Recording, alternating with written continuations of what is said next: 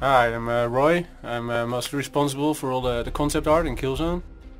My name is Jan van Beek and I'm the art director on Killzone 2. Today we want to take you a little bit back in time to 2005.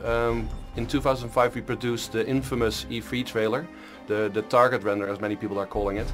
And we want to talk to you a little bit about what we did and how we made it and some of the strange anecdotes. The funny thing is, I think when we built this thing we had nothing ready, so we only had like rough concepts lying around and we had to build something out of that, which made it quite exciting. So we had to build everything on the fly during the production of this. So now the first thing that you're looking at are a couple of clouds. They're kind of a very obscure reference to a movie from Leni Riefenstahl. It's called Triumph of the Will, and it's a movie at 1936 about Hitler coming to Nuremberg. The Helgas are space Nazis and we don't necessarily kind of hide that much. So what you're looking at right now is the intruder. This actually appeared in the final game as well. It's the landing craft that the ISAs used to land on the Helgan planet. Yeah, I think the nice thing is, we only have some rough concepts and we really fleshed this one out during the production of the video.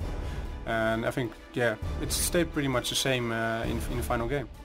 The funny thing is that basically we actually designed this thing to look rickety. We didn't want to kind of provide a proper vehicle that they would go into war with. We had something of a notion that they would kind of do this thing almost improvised, and they just kind of found something that was usually used for transporting goods, for example, and they decided, well, this thing will do good enough to go into war with, and we'll kind of retrofit it afterwards. So the other thing that you might notice is that there's still a grenade launcher on the gun. In Killzone 1 we had grenade launchers under the gun as a secondary fire. During this production we didn't know we're gonna remove it, so it was still on there. There's a couple of kind of idiosyncrasies with the gun. For one, the EOTech scope that's on the top of it is actually the wrong way around. At that point in time we didn't know it was the wrong way around. We only found out later when we were kind of looking at images of it. Now this level actually never really finally appeared in the game. But there's still elements of it that you can kind of see in the final game. For example, the bridge that you see over there has now become the 4th level of the game, called Solomon Bridge. The big tower that the intruder smashed into finally appeared in the game at the beginning of Corinth River. So if you start up the game and basically you get out of the intruder and you look to your right, you're going to see that tower still there. At this point there wasn't really a game design yet.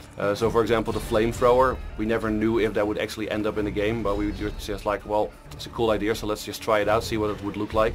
So, and there in the background, as you can see, that's the guy on the machine gun. That for some reason has become a little bit of an internet legend, and lots of people have been kind of making animated GIFs out of his face for some reason. I think one of the other nice things is that we didn't have a lot of final characters yet, so we stuck some people from our office in there. The slightly bulky character there in the end, well, he's the one that gives you the rocket launcher. He's actually one of the other concept designers. And that's the A-Tech from like 5 years ago.